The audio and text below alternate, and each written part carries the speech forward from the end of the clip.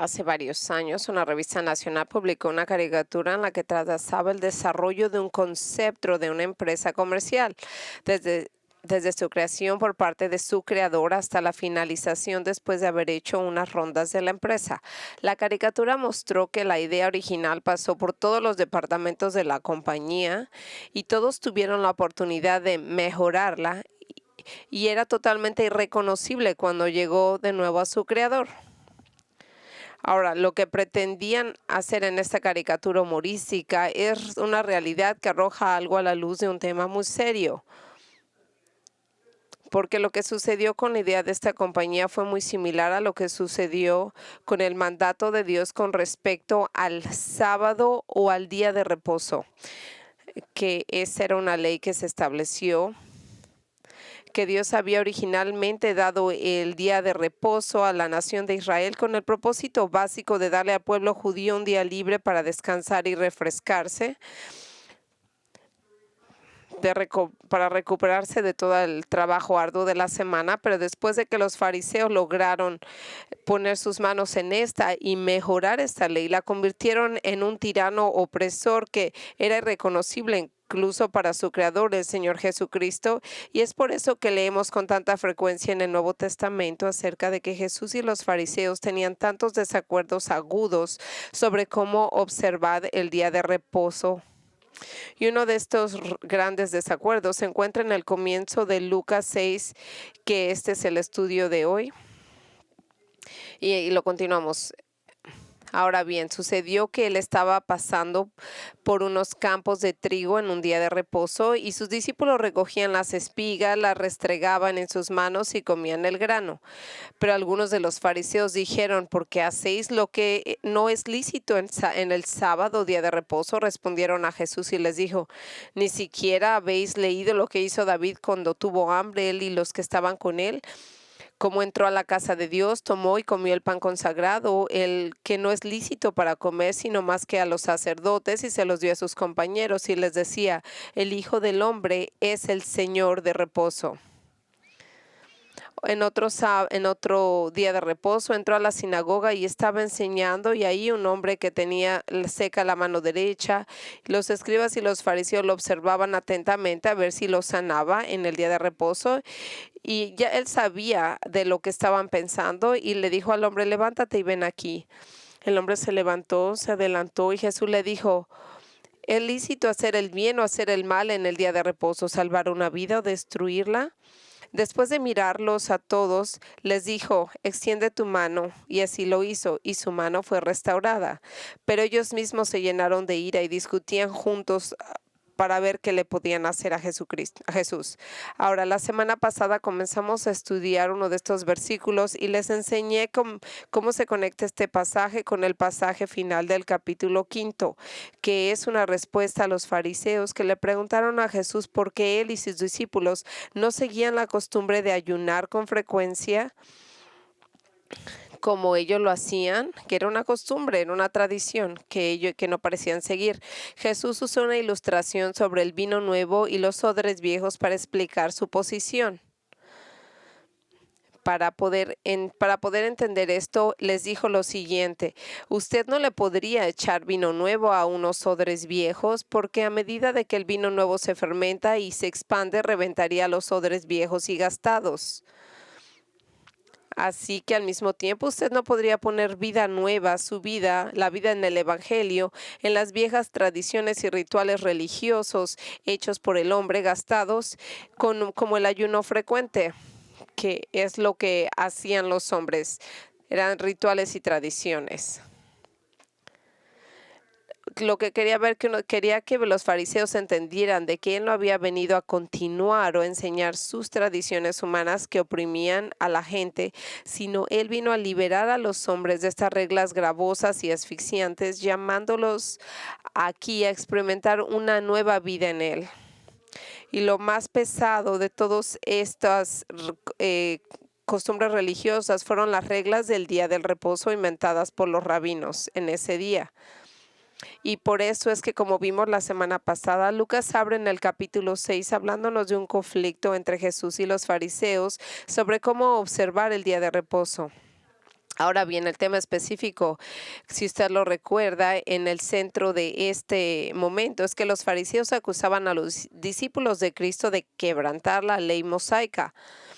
Bueno, creyeron que ellos eran culpables de romper la ley del reposo porque se esforzaban en arrancar espigas, restregándolas en sus manos para separar el grano de la paja y luego comer el grano. Así que los fariseos decían que así habían roto la ley mosaica porque en su mente decían que ellos estaban trabajando y que esta actividad específica por los discípulos de Cristo constituía trabajo y por lo tanto era una violación de la ley del reposo, porque decía que tenían 6 días de la semana en que debían de trabajar, pero no en el séptimo día. En ese día no debía trabajar, solo reposar. Ahora, la respuesta a nuestro Señor de este cargo tan ridículo y esa regla tan ridícula fue defenderse a sí mismo y a las acciones de sus hombres al dar varios argumentos para explicar que su comportamiento no era en absoluto una violación de la intención original de la ley del sábado, sino que en estos argumentos dados por el Señor son los que constituyen el corazón y el núcleo de este pasaje. Sin embargo, quiero que comprenda algo, que la historia no se trata simplemente de aclarar una controversia sobre el día del reposo judío del primer siglo. Como todo lo demás del Evangelio de Lucas, este incidente está diseñado para mostrarnos exactamente quién es Jesucristo, el Dios hombre, deidad en carne humana. Es por eso que Lucas registra a Jesús diciendo estas palabras en el versículo 5. El Hijo del Hombre es el Señor del día de reposo. Verá, con estas palabras, Jesús no solo está declarando a sí mismo como que tiene la autoridad sobre el día de reposo, sino que al referirse a sí mismo como el Hijo del Hombre, está usando un título de deidad del Antiguo Testamento familiar para todos los judíos de ese día. Le explicaré más sobre eso cuando lleguemos a este versículo más adelante en nuestro estudio. Pero por ahora lo que necesita entender es que como el Señor del reposo, Jesús está diciendo que tiene el derecho de explicar y aclarar el significado de la ley del sábado. Pero escuche atentamente. A medida que comienza a comprender todos esos argumentos presentados por Cristo, algo muy especial debe de ocurrir en su corazón. Se sorprenderá al verse a sí mismo y darse cuenta que usted se dará cuenta que solo Dios mismo podía ser tan brillante, tan perspicaz y tener esta profundidad de sabiduría para ver a través de todas estas tonterías de las tradiciones de los fariseos y tener una comprensión tan clara del significado de las Escrituras. Uno de los mayores privilegios que Michelle y yo hemos tenido, y no estoy exagerando esto cuando yo digo esto, uno de los más grandes privilegios que Michelle y yo hemos tenido es el pasar tiempo con John MacArthur y su esposa Patricia en Italia hace muchos años durante un tiempo de ministerio y luego turisteando por el país. Durante nuestro tiempo juntos con los MacArthurs, algo que me dijo John que me causó una gran impresión y que nunca es tan grande que nunca lo he olvidado. Él me dijo que cuando él se acerca a la palabra de Cristo y ve lo que está escrito con la suposición de que será increíblemente profundo, va a ser tan brillante más allá de lo que un simple ser humano pudiera pensar. Amigos, y él está absolutamente en lo correcto y así es como yo miro la escritura. Ese es el modo correcto, es el abrir este pasaje en Lucas 6 que lo confirma. Porque a medida de que seguimos los argumentos de nuestro Señor al responder a la acusación de los fariseos de quebrantar la ley, les explicaré por qué Él y sus discípulos no siguieron estas tontas reglas del día de reposo. Su brillantez intelectual y espiritual se manifiesta, revelándose a sí mismo como exactamente quien decía ser, el Señor de todo, incluyendo el día de reposo. Ahora, antes de que veamos nuestro texto esta mañana, quiero recordarles por qué este pasaje es tan importante y relevante. Y como lo hablamos la semana pasada, vamos a recordarlo. Es porque es cierto que estamos a miles de años del legalismo judío específico del siglo I. Las Yo quiero que se recuerde que las tradiciones religiosas farisaicas continúan plagando a los cristianos hoy en día. Aunque el Nuevo Testamento nunca dice que el domingo es el día de reposo para los cristianos, mucha gente cree eso. Yo le diría que de acuerdo al Nuevo Testamento, el domingo es el primer día de la semana, conocido como el Día del Señor. Hay muchos creyentes, especialmente los cristianos mayores, que ven el domingo como su día de reposo y por lo tanto han creado una lista moderna de reglas y restricciones sobre cómo debemos de comportarnos en ese domingo. Y posiblemente hay algunos de ustedes que han sido criados con estas tradiciones de lo que se hace y no se hace en el en el domingo. Y todavía se encuentran atrapados por las garras de esas tradiciones por el hombre, luchando por mantener estas obligaciones legalísticas. El verdadero problema con esto es de que las reglas, que a menudo se extienden más allá del domingo, tienden a convertirse en el enfoque principal de nuestra vida cristiana, de modo que la espiritualidad se mide por lo bueno que somos en guardar las reglas externas. Entonces, en lugar de crecer en nuestra relación con Cristo al cultivar actitudes internas como las de Cristo, como la humildad, la integridad, la confianza, el amor, la compasión, nosotros descuidamos los asuntos del corazón y nos concentramos solamente en guardar las reglas externas. Y así como los fariseos pueden parecer piadosos por fuera, pero es solo para mostrar a los demás. Otros pueden pensar que eres un buen cristiano, pero la verdad es que no sucede mucho en tu caminar con el Señor. Puede ser que por fuera te veas bien, pero por dentro en tu corazón hay maldad. Tú lo sabes que por dentro, cómo te sientes, eres egoísta, orgulloso, hay lujuria, codicia, envidia, malicia. Tal como eran los fariseos, como lo dijo Jesús, aunque por fuera pareces justo, por dentro estás lleno de impiedad. Estás sucio y estás lleno de huesos que se pudren. Así que a medida que nos acercamos a este pasaje, todos debemos de entender que lejos de ser un tema obsoleto, las palabras de Cristo sobre el sábado y el problema con la tradición hecha por el hombre son más revelantes para nosotros. Ahora, el domingo pasado examinamos el primero de varios argumentos que Jesús les dio a los fariseos para explicar que el comportamiento de sus discípulos en sábado era lícito y les dijo lo siguiente: porque el reposo nunca tuvo la intención de impedir el bienestar del hombre. Y esto es lo que está diciendo. Como una respuesta a los fariseos de que los estaban acusando de que el recoger el trigo y comerlo en el día de reposo era una violación, Él les está diciendo que regrese a un incidente que tomó mucho tiempo atrás cuando David y sus acompañantes tuvieron que romper una de las leyes del Señor al comer una carne consagrada, un pan consagrado en el tabernáculo, que era solamente el gran sacerdote que podía consumirlo. Y la razón por la que Jesús le puso este incidente en particular, es para señalar que si Dios permitía que se quebrantara una de sus leyes ceremoniales por el bienestar de David y sus hombres, entonces ciertamente permitiría que Jesús y sus hombres quebrantaran una tonta, sabática tradición hecha por el hombre. Y usted ve, el principio eterno que Jesús está enseñando es que todas las reglas deben de ser para el beneficio o el bienestar del hombre. Nunca nunca deben de ser un obstáculo para nadie. Pero así no era como los fariseos veían sus reglas.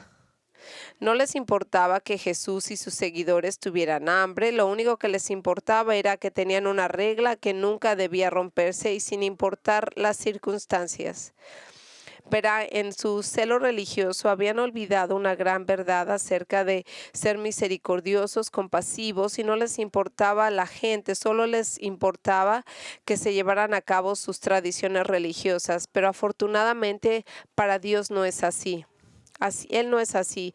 Su corazón es un corazón lleno de misericordia y compasión, como lo hemos cantado, como las canciones que nos recuerdan eso, que Él es un hombre piadoso, que Dios es un hombre un ente piadoso. Pablo se refiere a Dios, el Padre, como el Padre de las misericordias, siendo tan misericordioso por la razón que sus leyes, especialmente la del día del reposo, no fue para cargar con las personas, sino para beneficiarlas. Es precisamente por eso que Marcos, en su relato de ese mismo incidente, registra a Jesús diciendo que el sábado fue hecho para el hombre no fue hecho para el día del reposo.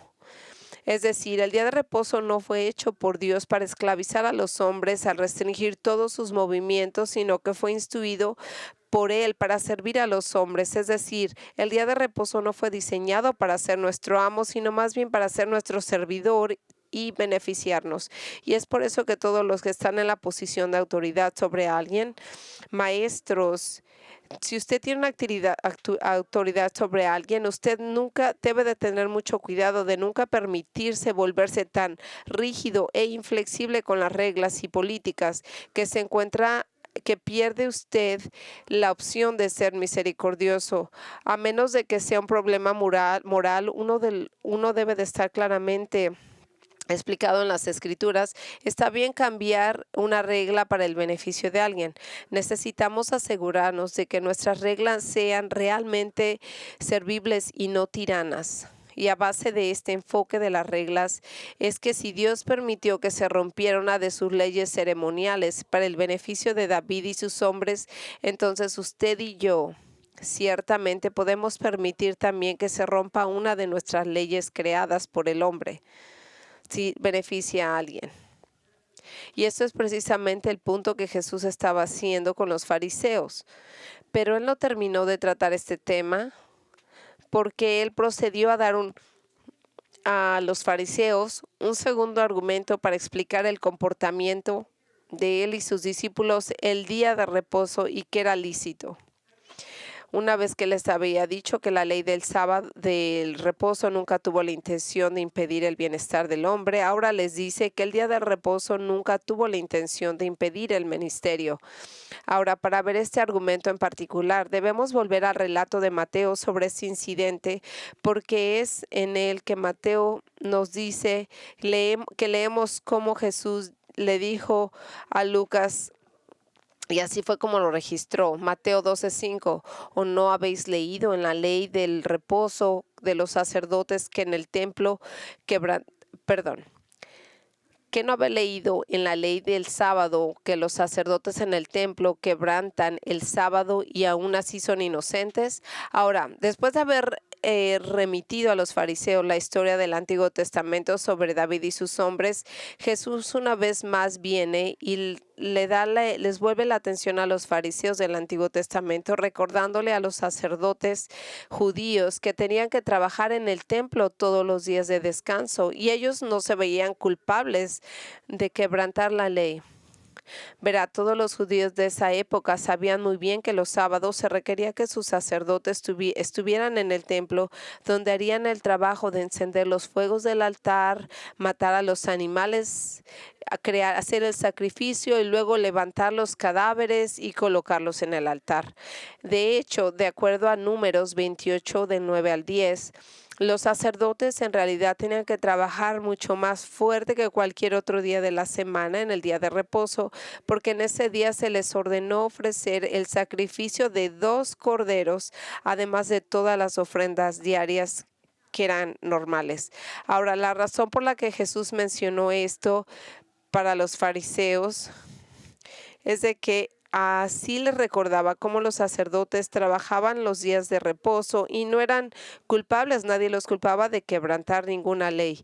Y esto es lo que Jesús quiso que ellos vieran al final del versículo 5. Los sacerdotes en el templo quebrantan el día de reposo y son inocentes. Es decir, Él está diciendo que cuando Dios dio la ley del reposo, Él nunca tuvo la intención de que se entendiera que todo el trabajo debería de cesar ese día, ya que también ordenó a los sacerdotes que trabajaran en ese día y que pasaran a pesar de sus labores en el día de reposo, a ellos no se les culpaba de quebrantar esa ley.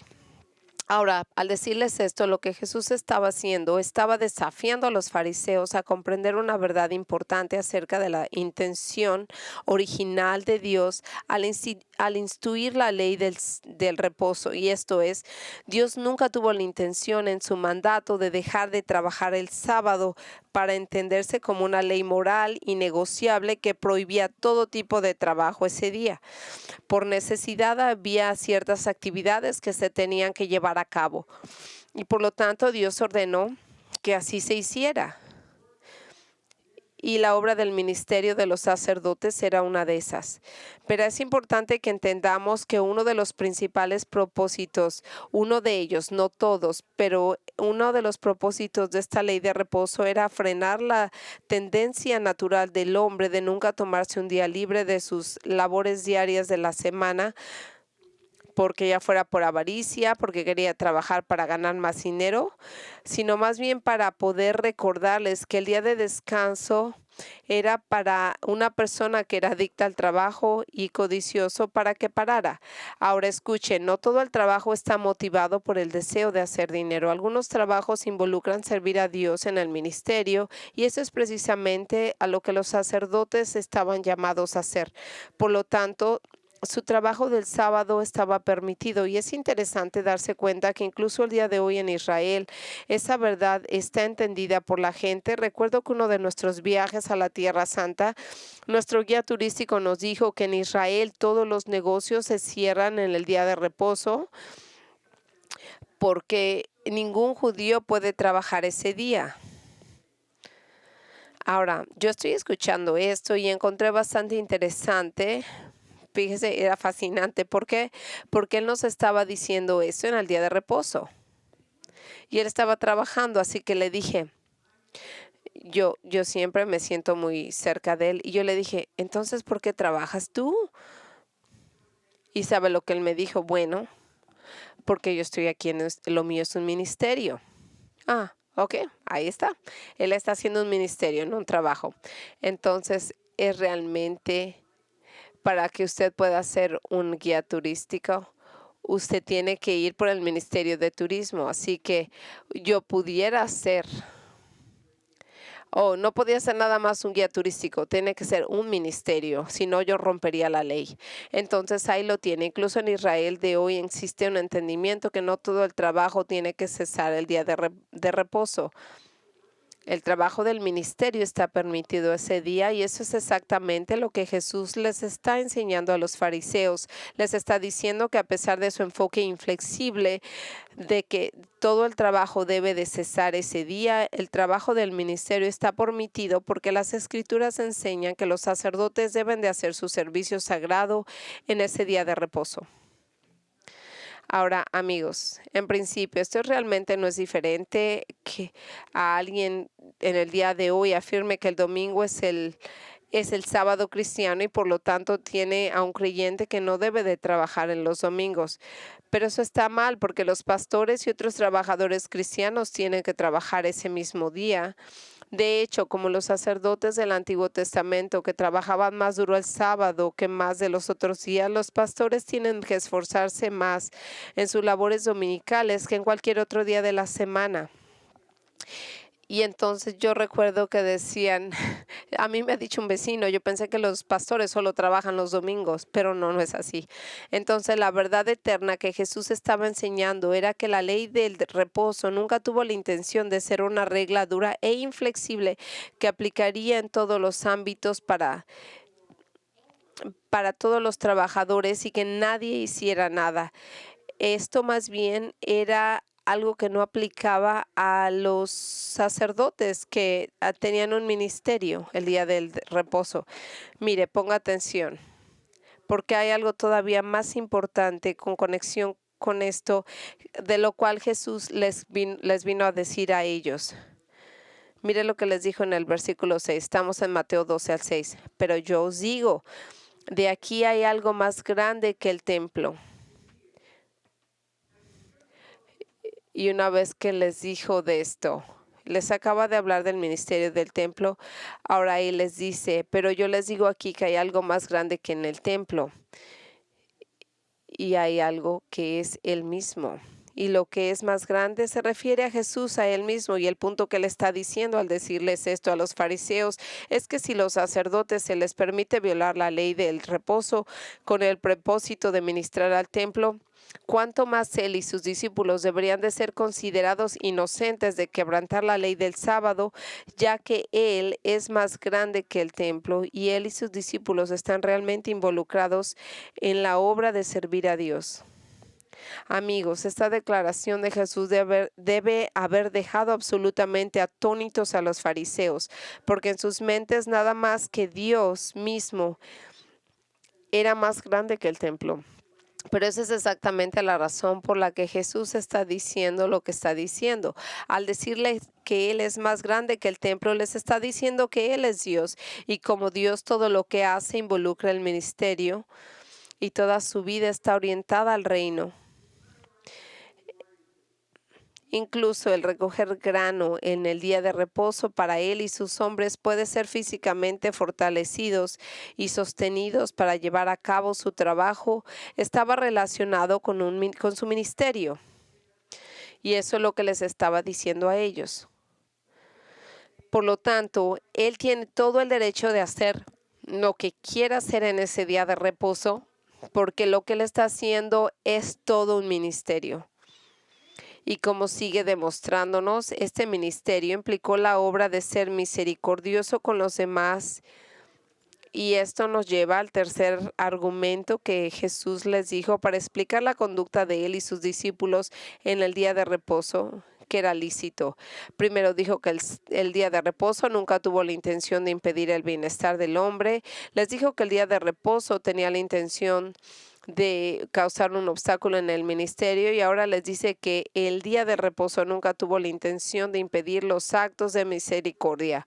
Una vez más, le remito el relato paralelo de Mateo sobre este incidente que se encuentra en el capítulo 12, donde Mateo registra lo que dice: pero si hubiera sabido lo que esto significa, misericordia quiero, no sacrificio, no condenarías al inocente.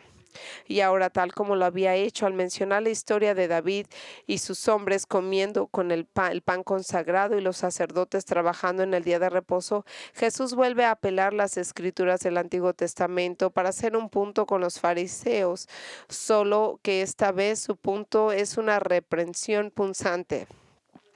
Cuando Él les dice, pero si supieras lo que esto significa, Jesús les está diciendo que aunque ellos se enorgullecían de ser expertos en su religión, hay una verdad fundamental que se encuentra en la palabra de Dios que ellos no sabían o aceptaban, y excepto en un nivel intelectual. Y esa verdad crítica se revela en Oseas 6:6, en la cual Jesús cita: misericordia quiero y no sacrificio. Eso es lo que dijo Dios. Misericordia quiero y no sacrificio. Ahora, los fariseos ciertamente estaban familiarizados con esta declaración en las Escrituras y la habían leído muchas veces. Lo más probable es que los fariseos incluso habían memorizado este versículo, pero nunca había verdad en su corazón y nunca los había penetrado su corazón y sus vidas. Ellos solamente sabían de esto en un modo teórico y nunca lo habían hecho de un modo práctico. Ellos nunca habían permitido que esta verdad entrara más allá de su mente y afectara sus corazones y sus vidas de un modo más práctico. Y era obvio que realmente no habían entrado en una comprensión práctica y experiencial de lo que significaban estas palabras, porque Jesús dijo: si hubieran sabido lo que esto significa, entonces no habrían sido despiadados al condenar a los inocentes. Es decir, no sabía lo que esto significaba en este versículo sobre la misericordia, porque si lo hubieran sabido, no lo habrían condenado a él ni a más seguidores que eran inocentes de sus cargos de quebrantar la ley. Ahora consideremos lo que Jesús dijo y quiso hacer con todo esto, y luego veamos cómo esto aplica a nuestras vidas. En primer lugar, cuando Dios dice que Él desea compasión y no sacrificio, no quiere decir que los sacrificios de animales en el Antiguo Testamento no fueran importantes. Obviamente eran importantes, era un aspecto ceremonial de la ley y eran meros símbolos que señalaban al sacrificio perfecto de Cristo que vendría más adelante. Y debido a que los sacrificios eran solo ceremonias simbólicas, ciertamente no eran tan importantes como los estándares morales eternos de Dios, como mostrar amor y compasión hacia los demás. Ahora Jesús está acusando a los fariseos de centrarse en las ceremonias del Antiguo Testamento tal como los sacrificios de los animales, las leyes del día del reposo, mientras que al mismo tiempo descuidan el tema más importante de ser amables y misericordiosos con los demás, debido a que ellos no lograron comprender esto y entrar en el corazón del Señor. Ellos parecen estar obsesionados con toda esta clase de reglas, y los fariseos se convirtieron en gente que juzgaban, que menospreciaban, eran santurrones, criticones a cualquier gente que no obedeciera sus reglas. Usted posiblemente conoce a gente que era así, que parece ser que ha perdido la compasión, pero saben todas las reglas a seguir y no tienen problema en recordarte todas las reglas. Precisamente eso fue lo que Jesús le dijo cuando condenaba a y es precisamente por eso que Jesús dijo que condenaban a los inocentes, es decir, él y a sus hombres y su necesidad de alimento, en lugar de preocuparse porque Jesús y sus discípulos satisfacieran su hambre en el día de reposo. Escuchen, amigos, tenemos que tener mucho cuidado de no encontrarnos recibiendo esta mentalidad de los fariseos. Usted ha visto a lo mejor gente que es así, gente que juzga, gente que nunca ve nada malo en su vida, pero sí ve lo malo en la vida de otros. Dios nos ha llamado a amar a los demás y hacer lo que sea nuestra prioridad, como de preocuparnos genuinamente por el bienestar de los otros. Amar a los otros, mostrarles compasión, tiene que ser algo más importante que cualquier otra cosa que hagamos. Y es por eso que las Escrituras nos dicen que el mayor de todos los mandamientos de Dios es amarlo con toda nuestra alma y corazón. Y ese es el mandamiento. Y el segundo mandamiento más grande es amar a tu prójimo como a ti mismo. Y si tú amas a Dios, tú deberías de amar a tu vecino o a tu prójimo. Y esto es exactamente lo que Pablo estaba enseñando en Corintios, cuando les dijo en 1 de Corintios 13, del 1 al 3, si yo hablara con lenguas humanas y angélicas, pero no tengo amor, he llegado a ser como un metal que resuena o un címbalo que retiñe. Si tengo el don de profecía y conozco todos los ministerios y todo conocimiento, y si no tengo toda la fe para mover montañas, y si no tengo amor, nada soy. Y si todos mis bienes doy para los pobres, pero no tengo amor, de nada me sirve. Escuche, todas estas obras religiosas, sacrificios, incluso los ministerios importantes para el Señor no significan absolutamente nada si nosotros no tenemos amor en nuestros corazones para los demás. Tenga mucho cuidado que en el servicio al Señor usted no pierde el amor a la gente, a sus necesidades. Todos tenemos que tener mucho cuidado de tener un servicio que no tiene un corazón detrás de nuestro servicio. Especialmente esa gente que está tan envuelta que cree la verdad de las Escrituras. A veces nos ponemos tan apasionados en ser doctrinales, tan sólidos en nuestra teología, que carecemos de los sentimientos de compasión hacia los demás. Ahora, tenemos que ser compasivos y debemos aún así ser apasionados por entender una doctrina clara, pero nuestro celo por la verdad bíblica nunca debe de ser a las expensas de perder de vista a las personas y a sus necesidades. Me encanta lo que dice Proverbios 3:3. No dejes que la bondad y la verdad te abandonen. Tienes que tenerlos ambos, la bondad y la verdad. B. Dios quiere que seamos personas que creen y practican la verdad en su palabra, así como personas que son amables en la forma de tratar a los demás. Pero los fariseos no eran así. Carecían de piedad hacia los demás. Ellos estaban tan absortos en sus creencias religiosas que no tenían espacio en sus corazones para preocuparse por el hambre de Jesús y sus hombres. Así es la religión sin Cristo, solo un montón de reglas frías y rituales sin corazón realizados en el nombre de Dios, pero sin ningún amor por Dios o por las personas. Yo crecí observando este tipo de legalismo religioso frío y estéril, como yo le dije en el lado de la familia de mi padre. Ellos tenían toda clase de legalismos. Ellos tenían unas tradiciones religiosas que entre todos mis familia judía, que ellos no tenían ningún amor por otros. Ellos tenían una vida que era tan meticulosa que en mantener todas las tradiciones religiosas, que ellos habían perdido el amor y la preocupación por el bienestar de los demás. Este es el tipo de religión sin vida que se asegura de que se cumplan todas las reglas externas, pero es insensible a los demás que están necesitados y heridos.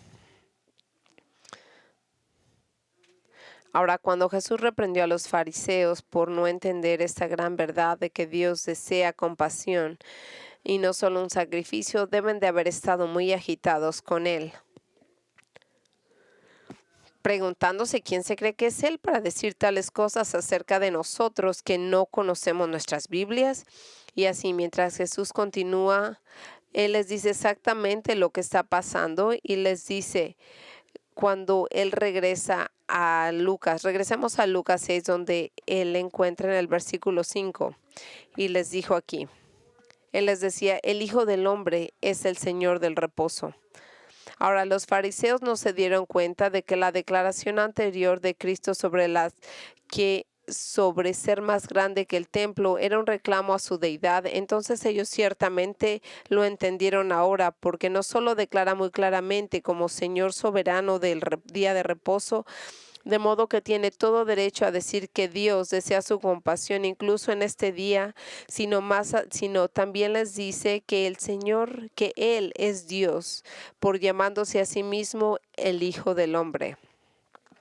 Verá, al usar estas palabras del Hijo del Hombre, Jesús no solo está diciendo que Él es completamente humano, que Él es completamente un hombre, que es realmente cierto, y sin pecado, es un hombre sin pecado, aunque cuando él ciertamente es cierto, no tendría ningún sentido de que les dijera a los fariseos que él era un hombre, porque ellos podían verlo, pero verá las palabras, el Hijo del Hombre es una referencia a una persona en particular, que era el Mesías divino.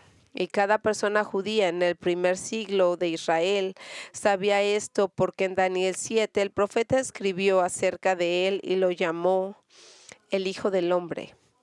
Y es como lo llamó en Daniel.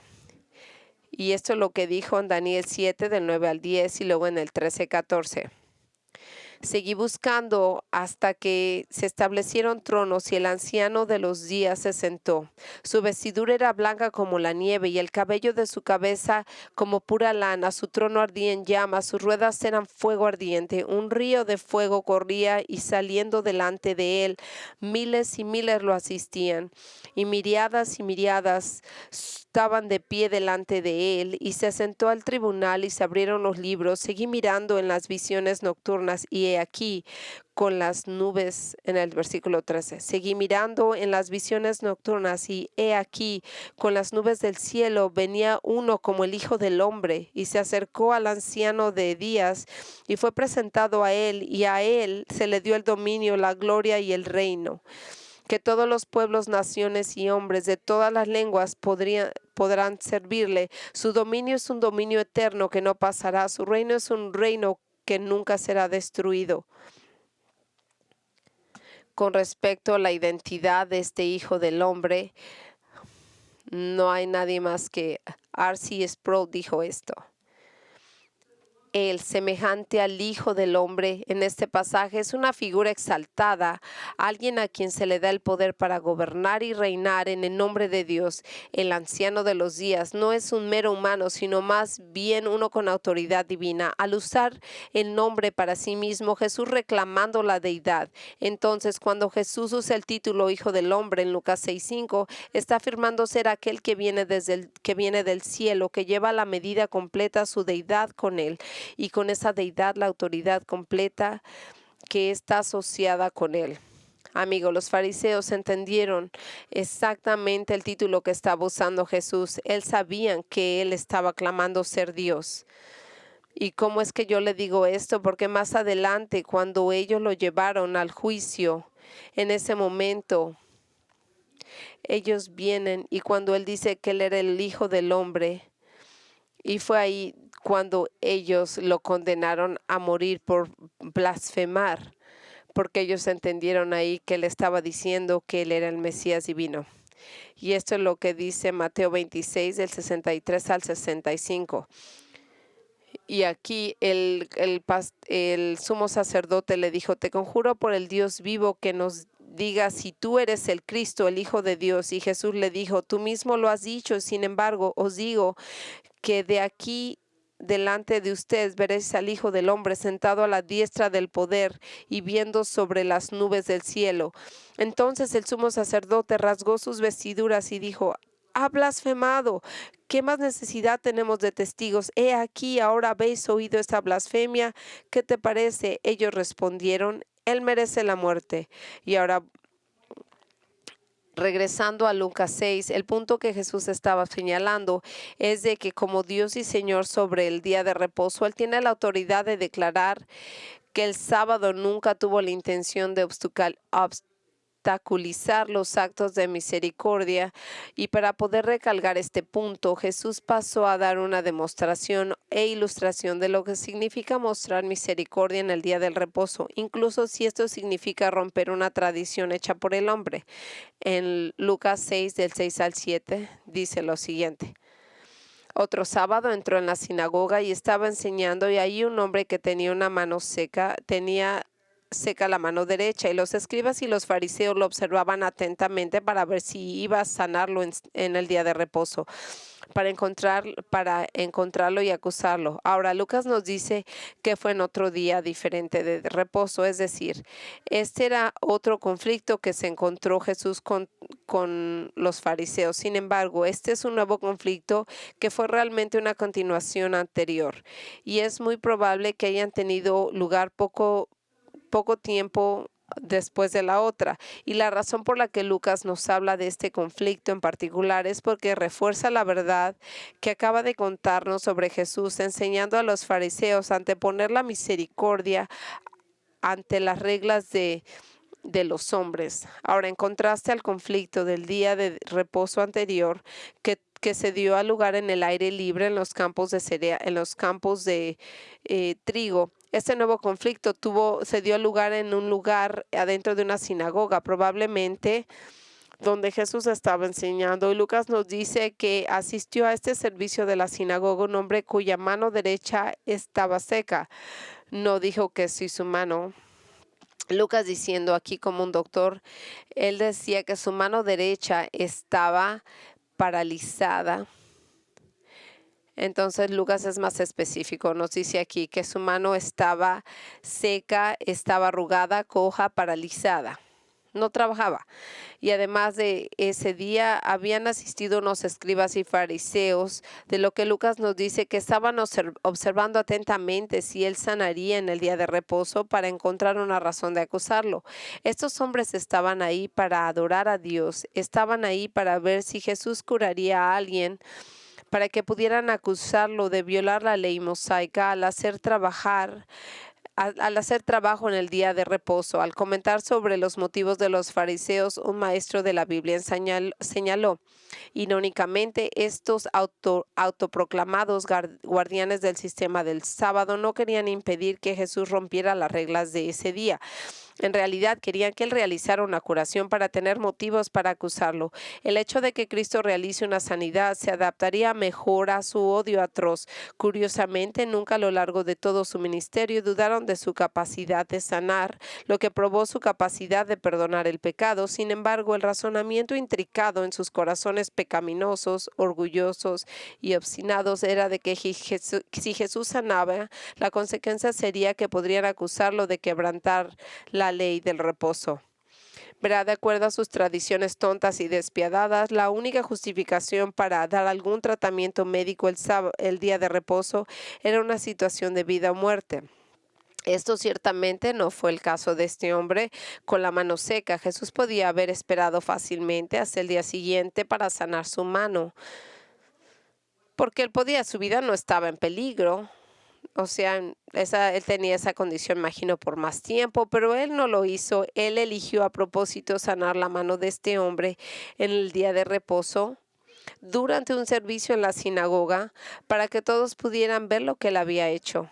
Es decir, Jesús violó deliberadamente e intencionalmente la regla del reposo de los fariseos y quería que lo vieran hacer esto para reforzar el principio de que la ley del reposo nunca tuvo la intención de obstaculizar los actos de bondad y misericordia. Y como sigue Lucas, nos cuenta exactamente lo que pasó. En Lucas del 6, del 8 al 9, él dijo: pero él sabía lo que estaban pensando y dijo al hombre de la mano seca: levántate y acércate. Y se levantó y se adelantó, y Jesús le dijo: ¿es ilícito hacer bien o hacer el mal en el día de reposo, salvar una vida o destruirla? Sabiendo lo que estaban los escribas y fariseos pensando, porque Jesús lo sabe todo, el Señor habló y le dijo al hombre de la mano seca que se levantara de su asiento y pasara al frente de la sinagoga, y que viniera enfrente. Y luego, con este hombre de pie ante toda la congregación, Jesús se dirigió a los fariseos y les preguntó: ¿es lícito y apropiado hacer el bien o hacer el mal en el día de reposo?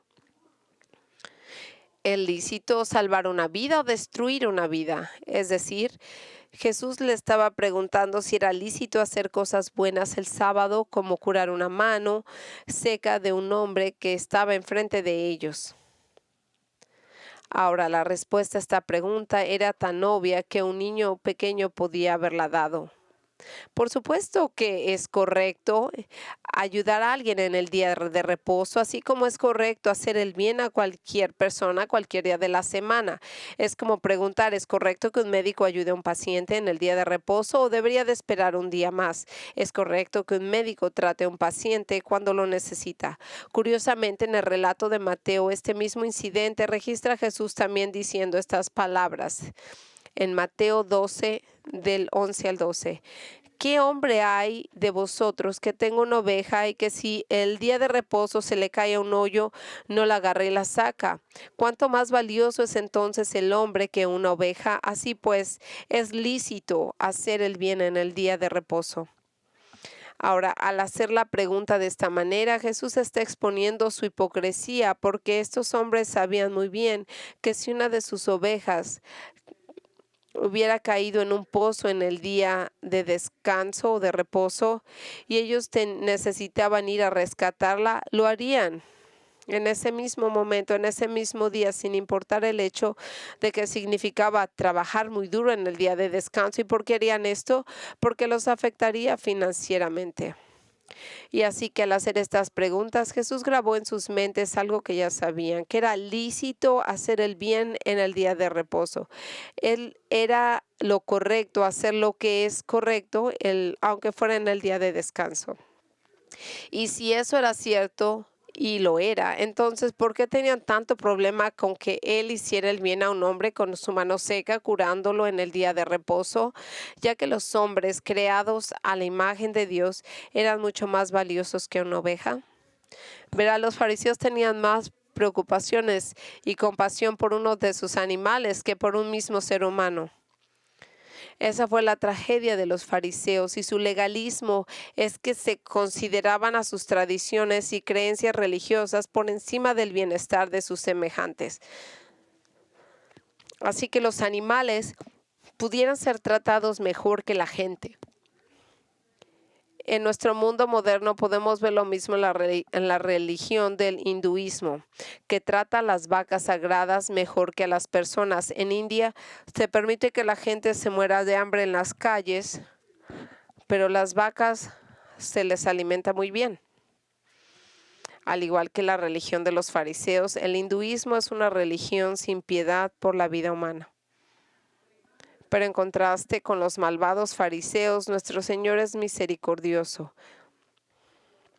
Y así como Lucas continúa diciéndonos que Jesús sanó a este hombre en este día, en el versículo 10 dice, después de mirar a todo, les dijo, extiende tu mano. Y así lo hizo y su mano fue restaurada.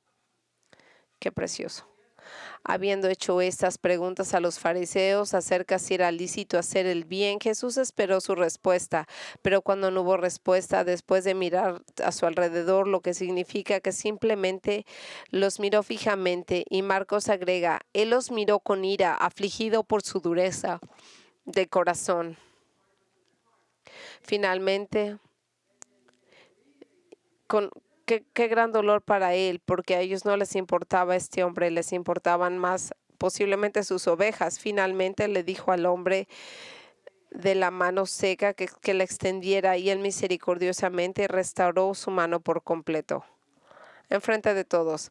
Ahora uno pensaría que después de presenciar un milagro tan notable, los fariseos caerían al suelo y adorarían a Jesús. Pero no, ellos no iban a adorar a Jesús. Pero debido a que sus corazones eran tan duros y no tenían nada más que malos pensamientos hacia Jesús, leemos en el versículo 11 que su respuesta fue malvada.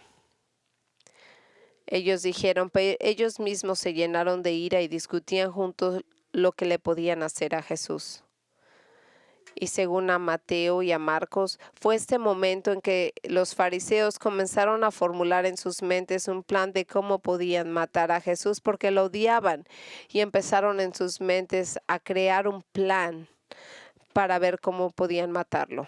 Qué respuesta tan asombrosamente absurda, pero una respuesta que revela la absoluta depravación del corazón humano.